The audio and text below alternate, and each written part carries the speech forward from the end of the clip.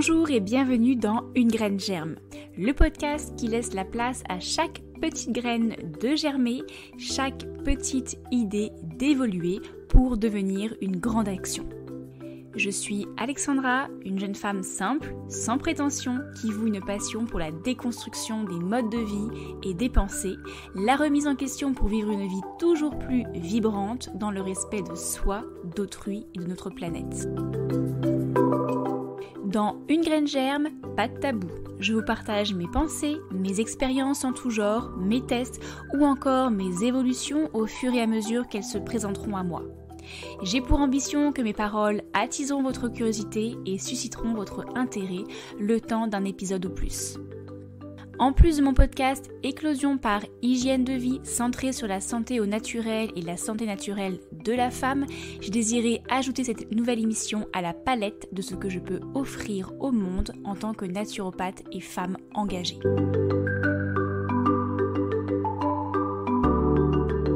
Alors, quelle nouvelle graine a bien pu encore germer dans ma tête? Bonne écoute! Bonjour mes petites graines, bienvenue dans ce nouvel épisode. Tu vas voir, aujourd'hui, on va être sur un ton beaucoup plus léger que le précédent épisode. Aujourd'hui, l'objectif est de te raconter tout mon cheminement pour en arriver à vouloir me lancer dans la folle aventure du potager. Alors, pour te raconter tout ça, je ne peux pas passer à côté de la période avant l'envie de me lancer dans le potager. Parce que peut-être que si tu m'écoutes, tu n'as pas forcément envie de te lancer dans un potager, tu te demandes mais pourquoi d'ailleurs il y a autant d'engouement pour faire un potager. Eh bien, si tu penses ça, rassure-toi, j'étais exactement dans la même situation que toi il n'y a pas si longtemps. Alors pour t'expliquer un petit peu le contexte, moi je suis une jeune femme, donc j'ai 32 ans et j'ai habité pendant mon enfance à la fois dans un appartement et à la fois également en maison quand j'étais petite fille. Quand j'étais adolescente, et donc petite fille et adolescente, j'étais dans une maison de ville et nous avions un jardin qui était pas très très grand mais suffisamment grand en tout cas pour accueillir des enfants, pour avoir quelques arbustes et quelques plantations. Je me souviens très très très clairement de ma maman qui était vraiment à fond dans son jardin, à tel point que le matin, c'est la première chose qu'elle faisait, sortir dans son jardin pour aller parler à ses plantes, que c'était également la dernière chose qu'elle faisait, l'avant-dernière chose après nous avoir dit au revoir et bonne nuit. Elle allait dans son jardin et elle profitait de la tombée de la nuit, donc notamment en l'été, pour aller arroser pied par pied toutes ses plantes, pincer les petits bourgeons, enlever les feuilles mortes, que sais-je. Elle avait une partie juste plantation d'arbustes décoratifs et une petite partie dédiée à un mini potager. De mémoire, il y avait des tomates cerises, il y avait plein d'herbes aromatiques. Et du coup, elle adorait ça et elle était toujours très émerveillée dès qu'on partait en promenade. Elle s'arrêtait quasiment devant toutes les plantes pour regarder ce que c'était, pour sentir, etc. Et d'ailleurs, elle est toujours comme ça. Petit big up à ma maman si tu m'écoutes. Et ensuite, elle est arrivée dans une maison beaucoup plus grande avec pas une maison plus grande mais un très très grand jardin et elle s'est lancée vraiment dans le potager et maintenant c'est encore le cas, elle a un potager de fou. Elle est, je dirais même autonome l'été sur ses fruits et surtout ses légumes et aromates. Et elle en profite d'ailleurs pour les préserver et les conserver pour l'hiver suivant. Mais bon, pour revenir à moi, je la regardais faire. Alors quand j'étais enfant, je la regardais faire, j'étais un petit peu avec elle, mais j'étais pas non plus très très enjouée, pas plus que ça. Quand elle s'est lancée dans son potager ensuite, j'étais assez admirative, mais contente et je sentais le goût que ça avait, le goût du légume fait dans son jardin. C'était pas les mêmes saveurs que ceux achetés en supermarché. Mais voilà, pas plus que ça, j'étais pas forcément prête à me lancer dedans. Et donc après, moi en tant qu'étudiante et que jeune adulte, j'ai habité en appartement. Donc j'ai vraiment habité quasiment depuis la fin de mon lycée jusqu'à mes 32 ans, mes 31 ans en appartement. Et j'étais pas forcément très très intéressée par faire un potager. Pour moi, c'était très énergivore, pour très peu de rendement. Et puis je préférais aller acheter mes fruits et mes légumes au supermarché ou peut-être des fois chez le producteur. Alors j'ai fait de plus en plus attention sur ces dernières années à la qualité de mes produits, mais néanmoins il n'était aucunement question pour moi d'aller mettre la main à la pâte. J'avais bien d'autres choses à faire. Les journées étaient beaucoup trop courtes. Et je pense que je ne suis pas la seule dans ce cas-là. Petit aparté et petite annonce inédite, sache que nous avons tous et toutes 24 heures dans une journée. Tu n'as pas plus ni moins de temps que moi et moi je n'ai pas plus ni moins de temps que toi. La question après, c'est comment nous souhaitons utiliser ces heures qui nous sont offertes. Et puis ensuite, quand est arrivée l'heure où j'avais eu l'immense envie d'avoir une maison et que ce rêve, cette envie s'était enfin concrétisé, j'ai emménagé dans une maison avec un jardin.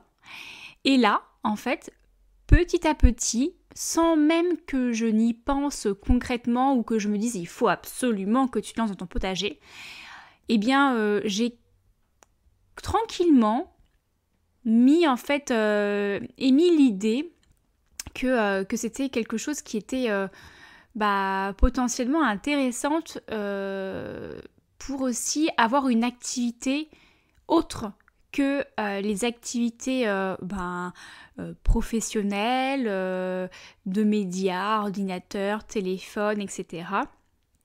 Et moi qui aime de plus en plus être vraiment à l'air libre, en pleine nature, et le fait d'habiter maintenant dans une région où je suis vraiment immergée dans la nature, cette envie de potager en fait est apparue à moi comme une femme qui pourrait avoir l'envie soudaine de concevoir un enfant et de tomber enceinte. Et bien moi c'est un peu ce qui est arrivé, mais avec le potager. Et les poules, et le chat. Tout est arrivé un petit peu en même temps. Donc ce qu'il faut retenir en fait de ça, ce que je voulais partager, c'est que je vais vous partager au fur et à mesure des épisodes mon aventure avec le potager, entre autres, pas que. Et il faudra juste garder ça à l'esprit que je n'ai pas toujours eu envie d'avoir un potager, qu'il a fallu attendre 32 ans pour que cette envie arrive et que cette envie est arrivée pas parce que je me suis dit il faut absolument avoir un potager, c'est pas parce que c'est une obligation, voilà, quand on a une maison et qu'on est adulte, il faut avoir un potager. Non.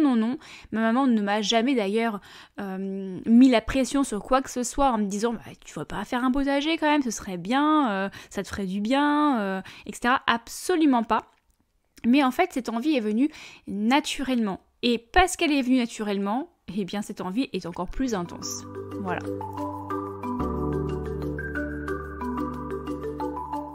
Maintenant que j'ai parlé un petit peu de l'avant, je vais te parler à présent, de maintenant, justement.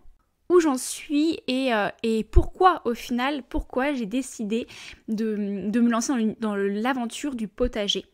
Alors quand j'ai fait le travail de préparation un petit peu de l'épisode pour pas que ce soit trop fouillis, j'ai noté au fur et à mesure et puis en fait 4 raisons principales me sont venues à l'esprit, sachant que je n'ai absolument pas analysé les choses en fait quand l'envie de faire le potager m'est arrivée dans ma tête.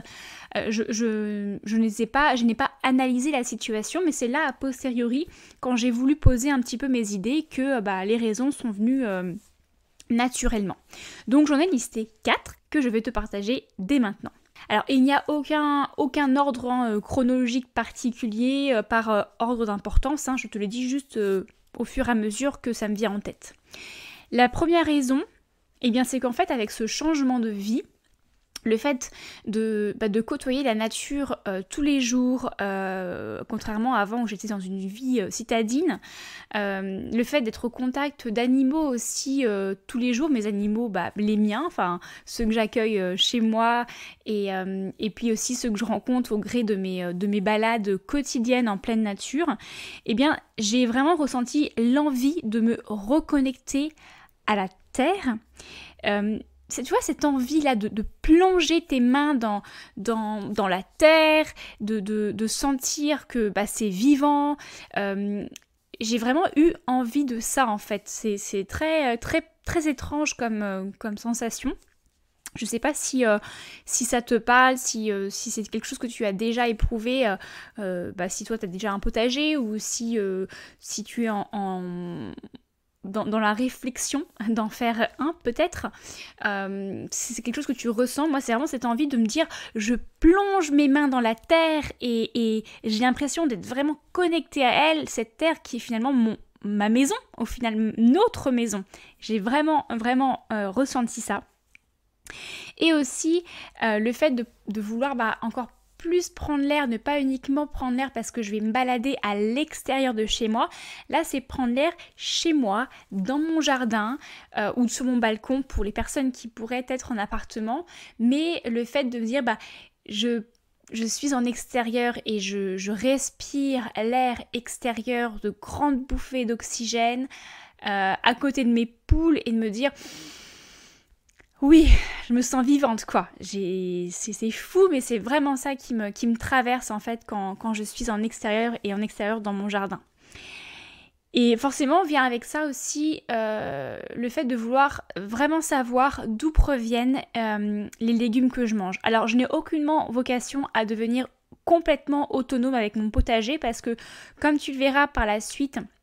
Dans les prochains épisodes, mon potager va rester très très très très modeste. Vu que je n'ai absolument aucune expérience en potager, je vais commencer tout doux. J'ai pas envie non plus de me dégoûter tout de suite. J'ai envie de faire durer le plaisir. Donc je ne vais pas devenir autonome, mais en tout cas j'avais vraiment envie de connaître la provenance comment sont arrivés mes légumes dans mon assiette, comment elles ont poussé, de voir cette croissance en fait jour après jour. Ça, c'est quelque chose qui me motive énormément. Contrairement à, par exemple, quand on va au supermarché ou quand on va même sur le marché, des fois, il y a de plus en plus de grossistes sur les marchés et finalement, on ne sait pas trop d'où ça vient et ça commence à me déranger en fait un peu. Voilà. Donc c'était en gros la première grande raison, c'est cette envie profonde de me reconnecter à la terre, de savoir d'où ça vient, de prendre l'air, de me plonger dedans, voilà, c'est comme si j'allais nouer en fait une connexion encore plus profonde, plus intense avec notre environnement.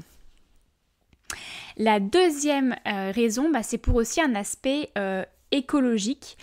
Le fait aussi en fait d'avoir un potager, je trouve que ça permet encore plus de prendre conscience de la saisonnalité des fruits et des légumes. Alors ça c'est quelque chose que j'ai déjà débuté, que j'ai déjà commencé. J'ai déjà commencé à manger de plus en plus de saison depuis il y a quelques années, où j'avais au départ la connaissance et je le faisais plus par oui, il faudrait manger plus de saison. Et puis au fur et à mesure, je me suis rendu compte que c'était quand même quelque chose aussi qui était au-delà de l'aspect écologique, beaucoup plus économique et plus bénéfique pour la santé parce que la nature, elle nous offre ce dont on a besoin à l'instant où on a besoin. C'est ce que je dis souvent dans mon podcast Éclosion par hygiène de vie, qui est plus axé sur la santé au naturel, la naturopathie. Et Et donc la saisonnalité est de plus en plus importante dans ma vie, mais là le fait, je trouve que d'avoir un potager, ça nous met en fait le nez dessus. En fait, on peut pas faire pousser, on se rend compte concrètement qu'on ne peut pas faire pousser des tomates au mois de décembre.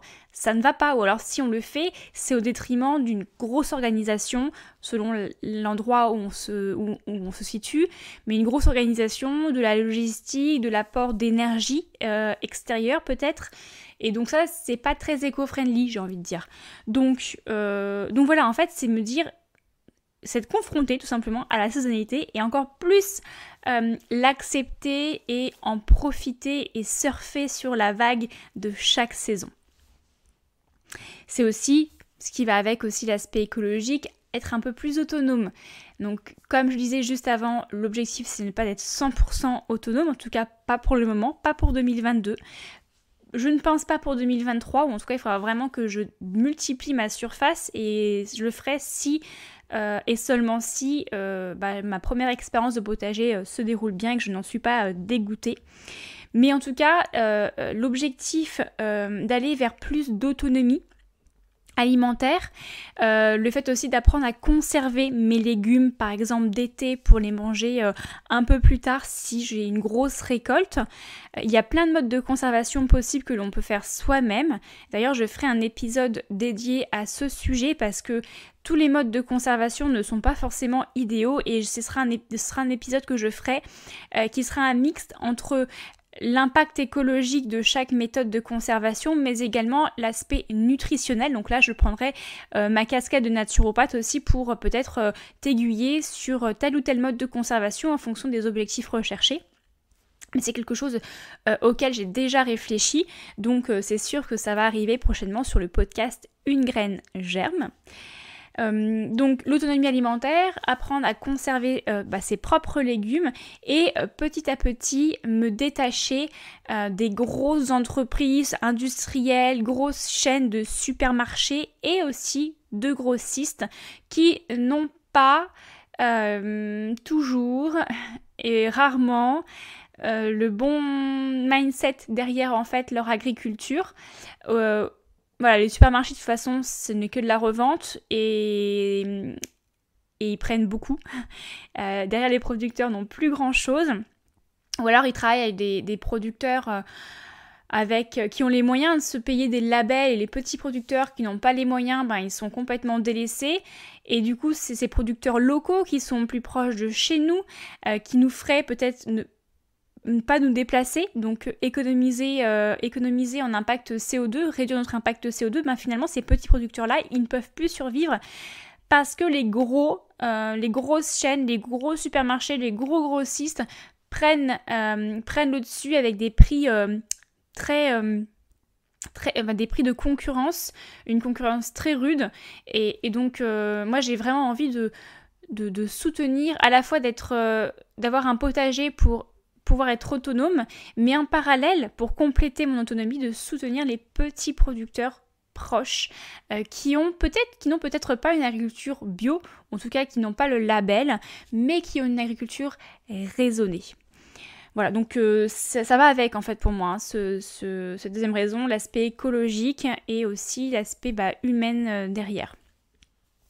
La troisième raison, c'est parce que j'avais très envie, et j'ai de plus en plus envie, de faire quelque chose de mes mains, en fait. Tout simplement, d'avoir l'impression que je crée quelque chose, pas uniquement que j'imagine, que je réfléchisse. Voilà, on est dans une ère où on a développé énormément les services, la technologie. Quand on avait des bonnes notes à l'école, on nous amenait directement sur des cursus dits, entre guillemets, intellectuels pour développer des services, etc. Et en fait, on a perdu, je trouve, cette âme d'enfant créateur, cette âme créatrice. Et pourtant, on a des mains et on a une intelligence pour aussi créer des choses. Et là, je fais un gros big up à tous les créateurs qui m'écoutent. Bravo à vous de créer. Alors, on peut créer plein de choses. Je peux créer des services. C'est chouette. C'est très, très bien de créer des services. Et moi, d'ailleurs, je crée des services et je suis naturopathe. Donc, c'est un service. Mais de créer des choses de ses mains, moi, en tout cas, c'est quelque chose que j'avais envie de faire. Et donc le potager, c'est formidable pour ça parce que je vais vraiment avoir l'impression d'avoir ce sentiment d'accomplissement, de fierté de voir mes légumes pousser et de me dire je me nourris grâce à la force et à la sueur de mon front, à la force de mes mains, au doigté de mes mains, à la douceur également que je pourrais apporter à mes légumes. Et voilà, donc ça me rend déjà fière et c'est pour ça que j'ai très envie que ça fonctionne. Mais c'est une grosse motivation pour moi pour lancer mon potager. Et enfin, la dernière raison, enfin en tout cas la 4e raison à ce jour, c'est pour un aspect également économique. Alors cet aspect-là, je le mets entre guillemets parce que en fonction aussi des solutions, des techniques de culture que l'on décide de faire, l'aspect économique est plus ou moins avantageux. Le prochain épisode potager sera dédié justement à est-ce que je plante en pleine terre ou en carré bac potager. Et donc forcément ça va aussi venir impacter le coût de ton potager.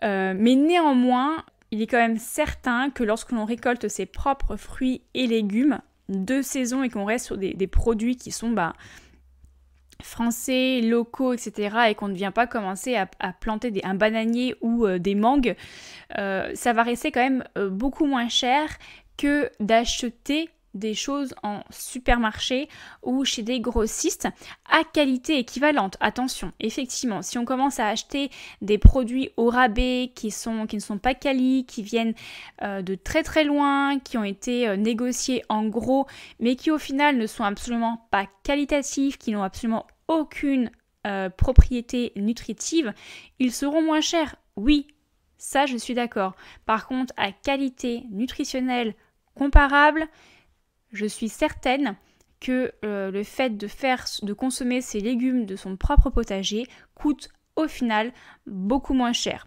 Mais ça, c'est un point d'interrogation que je garde, puisqu'effectivement derrière, on va avoir quand même une dépense d'installation du potager, une dépense éventuellement d'achat des plants ou des graines si on fait des semis, la consommation de l'eau, éventuellement de l'électricité si vous décidez de faire un arrosage programmable. Voilà, il y a plein de choses possibles. J'ai l'impression que je m'y connais à fond dans le potager, alors que c'est absolument pas le cas. Ça fait juste 3 semaines que je mange des podcasts, enfin pas beaucoup de podcasts justement parce que je n'ai pas vraiment trouvé, mais des vidéos, des livres à ce sujet. Je discute aussi beaucoup avec des personnes de mon entourage qui ont l'expérience du potager, d'ailleurs ma maman, et puis aussi une amie qui a commencé le potager bien avant moi. Et donc j'ai pas mal de petites astuces et conseils de leur part. Donc merci beaucoup d'ailleurs si vous passez par là. Mais en tout ça pour dire que sur l'aspect économique, il faudrait faire un bilan global que je vous ferai une fois aux 6 mois l'aventure du potager au bout d'une saison ou deux finie. Je pourrais faire vraiment un bilan de ce que ça m'a à peu près coûté et puis je pourrais faire un comparatif avec si j'avais acheté ça au supermarché ou chez un grossiste sur le marché à prix à qualité comparable. Si ça vous intéresse, n'hésitez pas à me le dire en commentaire, par message sur Instagram, etc. Voir si c'est un genre de sujet qui pourrait vous intéresser. Et je le ferai avec grand plaisir. Donc, pour résumer cet épisode, je vous ai raconté un petit peu mon avant envie potager. Comme tu as pu le voir, je n'ai pas toujours été une dame nature. Je n'ai pas toujours, même si j'ai toujours aimé être en extérieur, je n'ai pas toujours été une dame nature, hein. Le potager, les fleurs, etc. pour moi c'était quand même pas du tout une priorité dans ma vie. Cette envie est venue au fur et à mesure et naturellement, sans que personne ne me force, sans que je ne me force moi-même, et c'est ça qui est très important pour toute évolution de vie, tout changement. C'est bien de se renseigner parce qu'il faut avoir connaissance des choses. Par contre, derrière, dès qu'on commence à se forcer vraiment, en tout cas à contre-cœur, c'est pas forcément très intéressant et bénéfique. Mais en tout cas, cette envie est venue au fur et à mesure. Et maintenant, cette envie, elle est motivée par 4 principales raisons, à savoir un profond désir de reconnexion avec la terre, un profond désir également de faire quelque chose de mes mains, de transformer, de créer, d'accomplir quelque chose. Aussi le fait de vouloir faire en sorte de réduire mon impact écologique, de consommer au plus proche de chez moi et de beaucoup moins faire vivre les gros, les grossistes et les supermarchés que j'aimerais vraiment éviter le plus possible à présent et dans les années à venir. Et puis pour terminer, l'aspect économique qui, je suis certaine, est à balance au moins nulle, voire positive dans le cas d'un potager. Mais encore une fois, petit point d'interrogation que je viendrai éclaircir dans des futurs épisodes. J'espère que cet épisode un petit peu introductif sur la série potager débutant t'aura plu et aura peut-être semé quelques graines en toi. Pour terminer, que tu sois novice en potager ou confirmé, j'espère que tu seras fidèle à cette série. N'hésite pas toi aussi à me partager tes propres conseils si tu en as. Je te souhaite une très belle journée, après-midi ou soirée et je te dis à très vite dans un nouvel épisode. À bientôt!